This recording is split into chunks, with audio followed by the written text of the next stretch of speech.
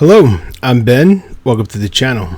So today we're going to do a video about divorce. There's an interesting article that just came out. It was 16 sad but common reasons why husbands stop loving their wives. And of course this was written by a young lady and published in a ladies magazine. But there's several things that are interesting about divorce specifically. If you look at Forbes or Forbes Advisor, which I'm a subscriber and I look at that daily, or fairly often at least.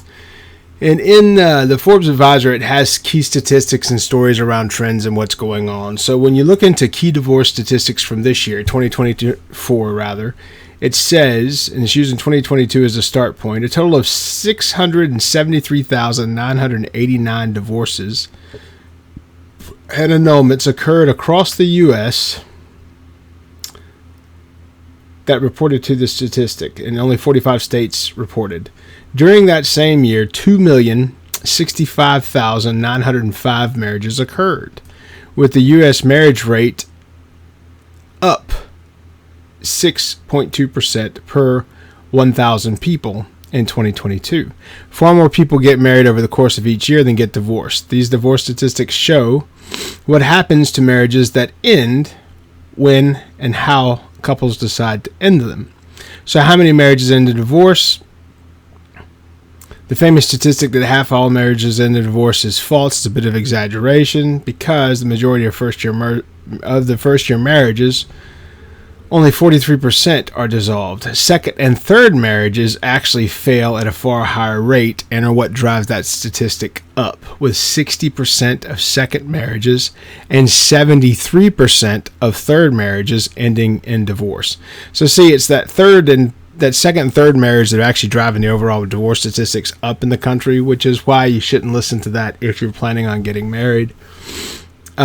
But those statistics are what stifle into those that have been divorced for some reason before. When do couples divorce? When marriage is in, usually time has passed since the wedding. In fact, the average length of a marriage prior to divorce is 8 years. How long does divorce take and how much does it cost? That varies per state. It says $7,000 is the average spending on divorce. You can do it for much cheaper if you do a lot of the legwork yourself. And what happens after divorce? It says fewer people are remarrying after divorce that did so in the past. In 2008, there were 48.9% of remarriages per 1,000 previously married males and 25.2% per 1,000 previously married females. So basically, if a male got divorced, he was 48% or 49% likely to be remarried back in 2008, and a female was 25% likely to get remarried. Those numbers fell to 32 per 1,000 and 17.2 in 2021. Crude divorce rate and redefined divorce rate. When considering divorce rate, it's helpful to understand that there are two different measurements used. The crude divorce rate refers to how many divorces occur per 1,000 people. The refined divorce rate refers to how many divorces occur per 1,000 married women. So apparently one is just measured by the number of women getting divorced. Divorce trends over time. The divorce rate has decreased from a rate of 4 to 2.4 since 2000. Both marriage and divorce have declined over time. In 2000, a total of 944,000 divorces and annulments occurred. The crude divorce rate was 4 per population during that year, but by 2022 it had fallen down to 2.4 per 1,000, with just 673,989 people divorcing that year. The marriage rate has declined too, dropping from 8.2% of the population getting married in 2000 down to 6.2% of the population getting married in 2021. The divorce rate from 2000 to 2022, you can see that it goes from 4 and falls. And the biggest dip looks like it was in 2020. It spiked back up in 2021 and dropped back down in 2022. Third marriages have the highest rate of divorce, which is 73%. Many people accept the fact that half of marriages end in divorce, but those who wed multiple times face far higher rates of divorce. In fact, 67% of second marriages and 73% of third marriages are dissolved. 40% of new marriages, including a partner who is remarrying, 40% of new marriages include a partner who is remarrying. Most marriages, 60%, are first marriages for both partners, but as many as 20% of unions involve one person who has been married before, while another 20% are repeat marriages for both parties. Only 6% of divorced couples remarry each other. So if people get divorced, 6% are likely to get remarried to the same person again.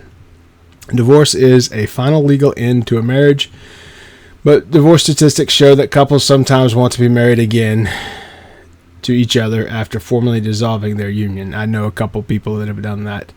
In fact, a total of 6% of divorced couples get remarried to each other. When this occurs, the odds of future success are high. A full 72% of reunited couples remain married after reuniting. Divorcees are more likely to die earlier than married people. Divorce can have a surprising long-lasting consequence. Those consequences an increased risk of early death. Sadly, the mortality rate is 1,363 per 100,000 divorcees compared to 79 of 100,000 married couples. Divorced men bear the brunt of increased risk with mortality rates of 1,772 per 100,000 compared to women with 1,095 per 100,000. So men historically don't want to get married, and when they do and they get divorced, it's more detrimental to their health than to women's.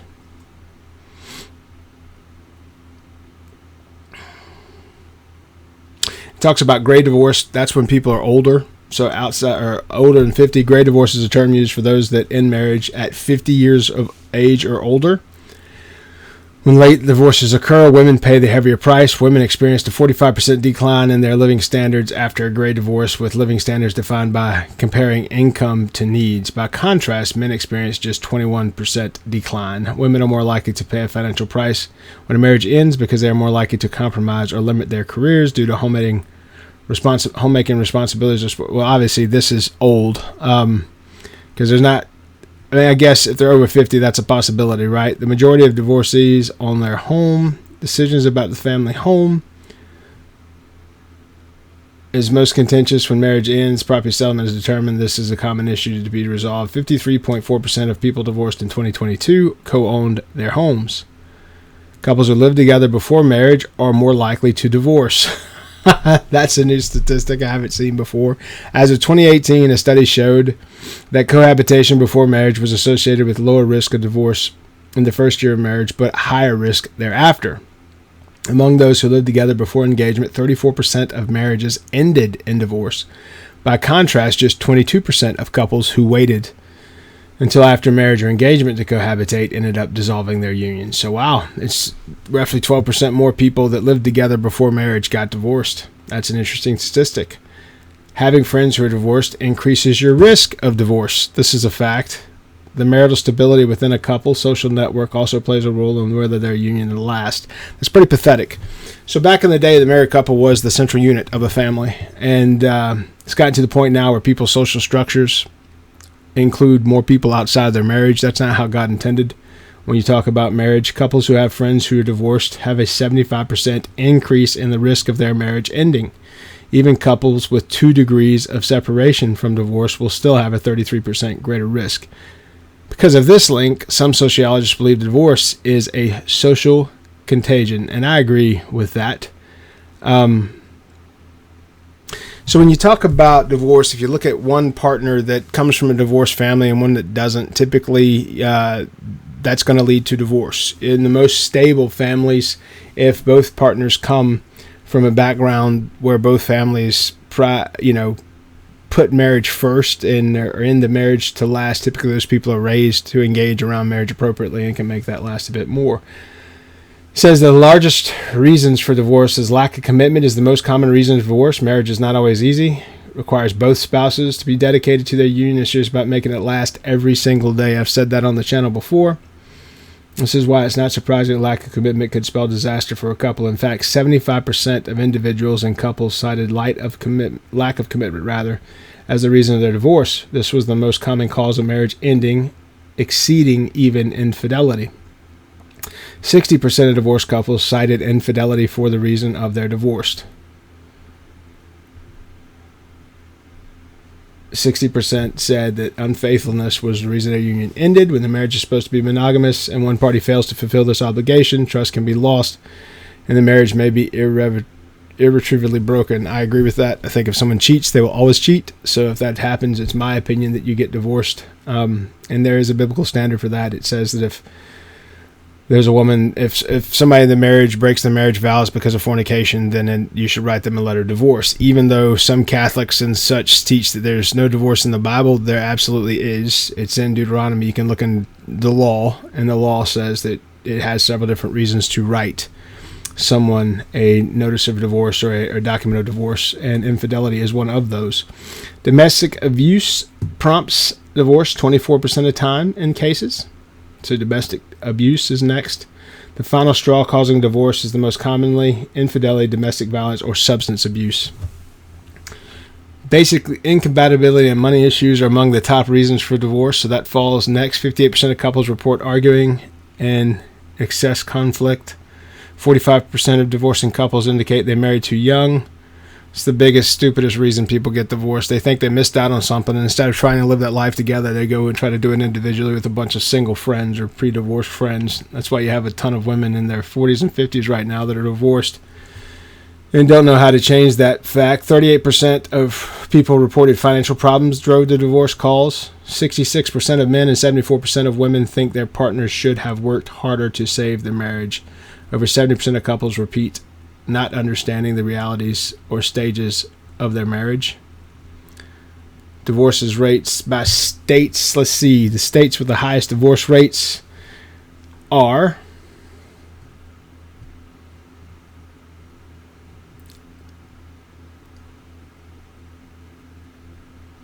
Alabama, Alaska, Arizona, Arkansas. Oh, it just says the 2.3. This is the alphabetical order and how they fall. So it's actually got the divorce rate by states. It says states with the lowest divorce rates. It's sharp contrast in Nevada. Louisiana has a divorce rate of 0.7 per thousand marriages. The divorce rate is usually low in Louisiana. So basically the worst is Nevada. Imagine that, where you get married in Las Vegas. And the best is Louisiana. I wouldn't have picked that state. Louisiana, New Orleans was actually the most violent city in the country last year. So it's kind of surprising that Louisiana can both have the lowest divorce rates and the highest murder rate per capita. And so when you read through this a little bit further, Forbes has some great statistics, and they get it from, what's reported to them directly and through third parties, as well as governmental sites like taxes, etc. The country with the highest rate of divorce is Maldives, with a crude divorce rate of 5.52, when the average in America is 3.4. Okay, so the average in America is 3.4. Nevada is 4.5, and Louisiana is 2.2. So that shows you how they're higher and lower, right? The Maldives is the worst in the world with a 5.52. Kazakhstan is next with 4.6, and Russia is next with 3.9. The country with the lowest divorce rates in the world is Sri Lanka. India has a 0.01. Mozambique is 0.04. Kenya is 0.06. Interesting. India is one of the lowest countries where the divorce rate rather is the lowest in the world. And India, a lot of those marriages are still pre-planned. So that's not a romantic marriage. A lot of times it's a planned marriage situation. There are only two countries where divorce is illegal. That's the Republic of the Philippines and the Vatican City. And then it goes into occupations. It shows who has the highest divorce rate. And it's a lot of travel jobs, so that's not hard to believe. Okay, so I wanted to go through that first. The article is actually talking about why husbands stop loving their wives. But what I wanted to see in the key statistics was who basically applied for the divorce. And the statistics from 2023, women basically filed for, I think, 60% of the divorces at that time. Let's see here. Here's another statistical analysis, and let's see what it says. Average length of first marriages for men is 7.8, and for women is 7.9 years. Okay, so it's about the same. And it doesn't show me Doesn't show me here what the divorce statistics on who filed was. That was one of the things I clicked on, but I'm not seeing it. But this Forbes article, this thing goes on for a while, and you can see that. All right, here it is. 69% of divorces are initiated by women. So the article is talking about why men stop loving their wives, but typically 69% of divorces are initiated by women. Women are far more likely than men to initiate a divorce. In fact, nearly 7 in 10 marriage dissolutions are initiated by the female partner. This is based on research involving heterosexual couples. When women often carry more of the mental load in a relationship and also take on the primary caregiving role for children, the added burden they face, especially when they feel support system is lacking, this could help explain why they're more likely looking for a divorce. I'll say this too. There was a study that I read that's talking about, the social structure of people's communities now, and where it used to be a church-based community where you had family and maybe relatives, etc., that were your support structure. Now people are using people at work, and jobs are trying to act like your family. That's why you hear all the time jobs say, well, we're family here. And unfortunately, some people believe that. And so that's what's leading a lot of this uptick in divorce. 6.9, that's wild to me, or 69% rather. The divorce rate for women was 6.9 per thousand in women over the age of 15. Both the marriage and divorce rates in the U.S., women at age 15 or older declined from 2011 to 2021. So people are marrying less, so the divorce rates are also coming down because of that. But 69% of divorces are initiated by women. So let's jump in this article and see what it says. It says 16 sad reasons husbands stop loving their wives. And so the first reason it says is the emotional distance becomes a brick wall. So when it comes to you and your spouse, the Bible says in Proverbs 18:22, whoso findeth a wife findeth a good thing and obtaineth favor with the Lord. So when it comes to emotional distance becoming a brick wall, you're not supposed to have any distance. It goes back into Matthew 19:4-6, and it says, and he answered and said unto them, have ye not read that beginning which made them at the beginning, made them male and female, and said, for this cause shall a man leave his father and mother, and shall cleave to his wife, and they twain shall be one flesh. Wherefore they are no more twain, but one flesh. What therefore God hath joined together, let not man put asunder. So what it's saying there is there should be no emotional distance. You should be one flesh. You should be together. And that's Matthew 19:4-6. I just think a lot of times this next verse is where you're having the issue. The emotional distance is, in couples that I've known and in past relationships that I've had, it's just simply that partnerships don't work like they used to. It says Colossians 3:18-19 says, wives, submit yourselves unto your husbands, and it is fit in the Lord. Husbands, love your wives and not be bitter against them, right? A man's not supposed to be bitter against his wife, and a wife's supposed to submit to the husband. I think a lot of times that's the biggest issue in the relationship, is that both people hold grudges, and there's not a hierarchy that is biblical. So you have headbutting, and that drives emotional distance just because you have two individuals acting like individuals instead of cleaving together as one. The next is the reason they say that men lose interest in their husbands, or men lose interest in their husbands. Husbands fall in love with the wives, basically, because there's zero effort or appreciation. So Proverbs 31:10 says, who can find a virtuous woman? For her price is far above rubies. So a man should be appreciating his wife if the value there is happening. It talks about in this subheading as arguments happen in every marriage, but unresolved conflicts can linger like a poison. If disagreements keep getting brushed under the rug, resentment builds. Husbands may feel unheard or misunderstood, and over time the weight of these unresolved issues can create an emotional chasm. Without resolution or compromise, constant friction can make the love feel more like a burden than a bond. That's fair enough, but coming into the proper hierarchical order in that should matter. It says the next reason is the unresolved conflicts have become toxic. So Ephesians 5:25-26 says this. It says, husbands, love your wives, even as Christ also loved the church and gave himself for it, that he might sanctify and cleanse it with the washing of water by the word. So I want to call that out. Christ loved the church even though the church failed often. And men are supposed to love their wives the same way. They're supposed to love in a perfect manner that is ever forgiving and ever patient. That's what Ephesians 25 through 26 says. So if men are doing that, they would not allow conflicts to go unresolved and let things get toxic, because the basic of marriage says that you're responsible for the value and the health and the happiness of that young lady. The other side of that, though, is the woman has to be in it and has to be, submissive to her husband and honoring that marriage.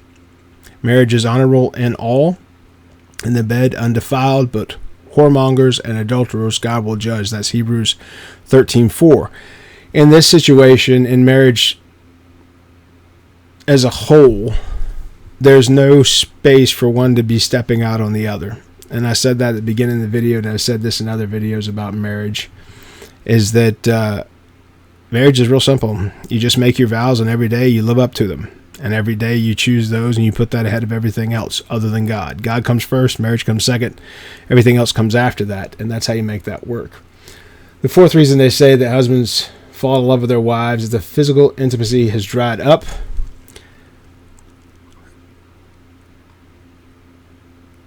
This is what the Bible says about intimacy. 1 Corinthians 7:2 says, "Nevertheless, to avoid fornication, so to prevent people from looking elsewhere, let every man have his own wife, and let every woman have her own husband." That's 1 Corinthians 7:2. And here's the point I'd make about that. Marriage is a big deal for Christians because physical sin, or sin of the flesh, is something that is a portion of what God hates. So getting married to a person that then tries to hold sex out of the marriage, or tries to use that as a power-wielding device, that could be an issue. Okay? One of the biggest benefits of marriage is it prevents sins of the flesh. It allows you to have that intimate relationship with someone who should be equally as motivated as you are to keep that within the marriage.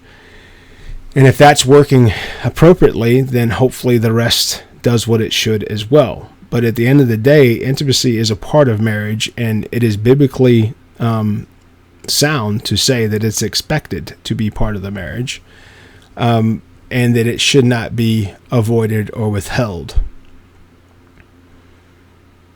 And so the next one says, the mutual goalposts have shifted. Life changes, so do priorities, kids' careers, and other responsibilities are the focus away from the relationship. Husbands feel that no longer the priority to their wives. They begin to check out emotionally. And I'm saying basically, if the woman's not making the husband the priority as well, there should be God, then the husband. That's the way it's supposed to go based on the Bible. Then she's probably checked out also. So Ephesians 5:22 through 23 says, "Wives, submit yourself unto your own husbands as unto the Lord, for the husband is the head of the wife, even as Christ is the head of the church, and he is the Savior of our body." That's Ephesians 5:23 or 22 through 23 rather. And then 1 Corinthians 7:3 through 4 says, "Let the husband render unto the wife due benevolence, and likewise also the wife unto the husband. The wife hath not power of her own body, but the husband. And likewise also the husband hath not power of his own body, but the wife." So that's why things like this mutual goalpost, when you put other things above God and above the marriage, then yeah, you're pretty much squashed at that point. And that's the biggest issue, I guess, of the modern world, is that unfortunately Christians don't spend a whole lot of time reading the Bible anymore. And if you read the Bible for an hour a week, you're doing far more than the majority of people out there, which is not saying much. Okay, when we can watch 6 hours of television a day with ease, and we say we're Christian, but we don't watch the Christian videos, we're not reading the Bible, we're not staying in the Word, that allows things to become idols to us. So they become more important than the hierarchy that God has in place, and they become more important than a marriage. So that's something that you should think about as well. Number 6 on this list says there's no shared interests. So 1 Peter 3:7 says, "Likewise ye husbands dwell with them according to knowledge, giving honor unto the wife as unto the weaker vessel, and as being heirs together rather, the grace of life, that your prayers not be hindered. So basically it's saying that you're tied together. So shared interest, it really makes no sense. You have the shared interest of your house and your family and your children and your future. And I guess that's not enough. I guess you have to have hobbies that are in general, as shared options as well, which makes no sense. The next one is constant criticism has taken a toll. And obviously in the picture here, it has the woman that's the victim of that. Says constant criticism when constant can feel like a heavyweight. Husbands regularly criticized for their choices, actions, or even personality traits may feel inadequate or unworthy. Over time, this erodes confidence and self-worth, making them withdraw emotionally. No one wants to feel like they're walking on eggshells in their own home. If criticism becomes a norm, love can start slipping away. And go back to the infidelity piece. No man can be okay with infidelity. Once the wife starts sleeping around, if it's not the husband that's doing it, once the wife starts sleeping around, it's my opinion that life is over. I've known about a dozen men that kind of lived through it, and it was brutal in all of them. It wasn't a marriage. They were emasculated every time they turned around. They became violent towards their children and to the other people and all of that because of what this woman was doing to them. And they would have been much better served had they found a Christian wife and left that Jezebel on the street.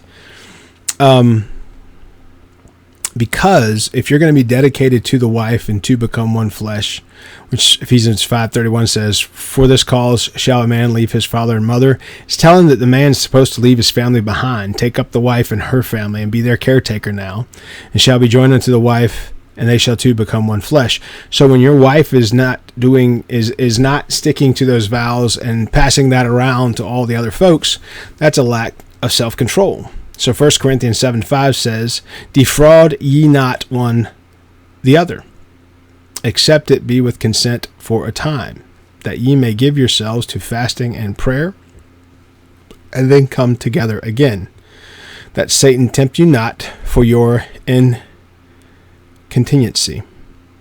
So that's 1 Corinthians 7:5, and it says simply, man and women, a husband and wife, are not supposed to be separated. They're only supposed to go away from one another to pray and fast, and then they're supposed to come back. It's supposed to be two together, not one criticizing the other. Okay? The next reason it says the support has been withdrawn. It says we all have emotional needs, whether loved, heard, or understood. If a husband's emotional needs aren't met over time, he may look elsewhere for fulfillment. This does not always mean an affair, but could be seeking solace in work, friends, or hobbies. So around that, marriage should be the goal. And once you are married, the expectation is your goal for the rest of your life, right? And here's the point. We got it right 100 years ago with regularity. For it to be a 40% fail rate right now is ridiculous. Okay, and it makes sense that a second marriage, 69% fail, and a third marriage is 72% fail. It's obviously those people keep getting divorced, and that's what drives the overall divorce numbers to the ridiculous expectation that's out there that's constantly regurgitated to everyone. But Isaiah 61:10 says, I will greatly rejoice in the Lord. My soul shall be joyful in my God, for he hath clothed me with the garments of salvation. He hath covered me with the robe of righteousness, as a bridegroom decketh himself with ornaments, and a bride adorn herself with jewels. So basically, just being righteous and being proper in what you're doing, the marriage should be natural if you've picked a person that's godly. So Mark 10:6-9 says, But from the beginning the creation of God made them male and female. For this cause shall a man leave his father and mother and cleave to his wife, and they twain shall become one flesh. I read this earlier, but then they are no more twain, but one flesh.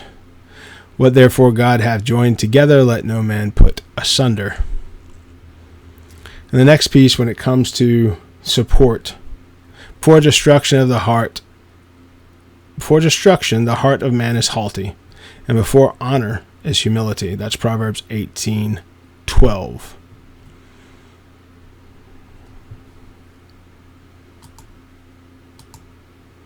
The next reason says the trust is shattered. We've talked about that in previous examples. Once you destroy trust, you pretty much destroyed what's that. But here's the point. If you're Christian specifically, the marriage has to come first, second only to God. If you're not Christian, the marriage has to come first. Okay, you have to put the agreement around the vows, and that has to become first. If you're in that, then you're trying to grow together. That way, individual plans shouldn't be plotted. It should be us together plans that are plotted. The negativity that does damage should not be allowed. And if people are in their proper roles and acting as if one, negativity can't grow to make love feel like a distant memory. And you should not be frustrated and exhausted at your home. Okay? The next one is that micromanagement is out of control. Micromanagement in any capacity is awful. And the last one is the dynamic is one-sided, meaning one person is a bigger portion of the story than the couple themselves. And so that kind of gives you a couple ideas around why people think marriages fail. And I think the primary reason is what we started with, which was they don't start out as biblical marriages. They don't start out as biblical verses, right? A biblical marriage and who fits that should be of a certain mindset. And you know, when you look at, I have some notes in my phone from this when I was studying the other evening.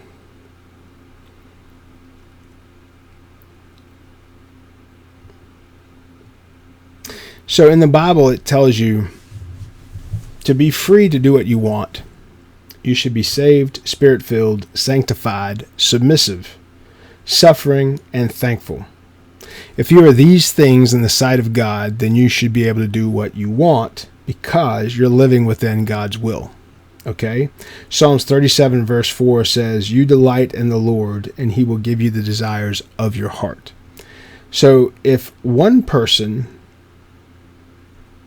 is living right in the marriage in the eyes of God and the other person is not, there's no way that's going to last. And if you are concerned about divorce and divorce rates, there's nothing you can do to make another person stay loyal and stay in a marriage. All you can do is in the beginning try to find a biblical match, a partner that is into the Bible like you are, and that brings their whole heart and their whole being to the relationship. Otherwise, marriage can be a huge, huge waste of money and time. And it may cause you greater things. It may cause you reputation. It may cause you family members. It may cause you to lose the opportunity to have children. It may cause you some personal internal things around self-respect and you not meeting a statistical expectation that you had for yourself at a certain age. When you talk about suicides and male suicides specifically, divorce is one of the reasons that men kill themselves, because they are financially destroyed typically. If you look up the statistics around who gets the assets and who gets the burden of the financial obligations moving forward. And there's horrible stories too. I mean, I've said one before here where I had a friend that walked in on his wife with another man, and they lived in his home that was his father's home and his grandfather's home before him. And he has 2 kids, and he was the breadwinner, and he was on the road. He was a truck driver. And when he got home, she was in the bed with another guy. And not only was she cheating on him, the court gave her his house, made him pay child support, and gave her custody of his kids, and made him pay child support and alimony. And this man she was messing around with moved into that house, and he was having to pay for them to live there. You know, it's an awful story. Luckily, the boyfriend, the guy she was cheating with, beat the fire out of her and went to prison for domestic abuse. And when that happened, she lost custody of kids back to their father. And ultimately, the house was given back to him because the expectation of the court was the kids were going to have a home, which is why he didn't fight it in the beginning. So ultimately, all was right in the end. But for 10 years there, he paid a wife beater to live in his home that was his ancestral home with his ex-wife and his children. because of her actions, not his. So understand, men out there, the risk financially is much greater for you than it is for the woman typically. But at the end of the day, if you're not expecting to ever get divorced, then marriage is the way to go, and to try to do that right. I would say do it biblically as best as you can, and we'll end it with that same verse again. Whosoever findeth a wife findeth a good thing, and obtain favor of the Lord. That's blessing and seeking. That's from Proverbs 18, verse 22. I hope the video was of interest to you. If you like information such as this and videos such as these, please like and subscribe. I study random things at all times. This came up today, so I decided to do a video on it.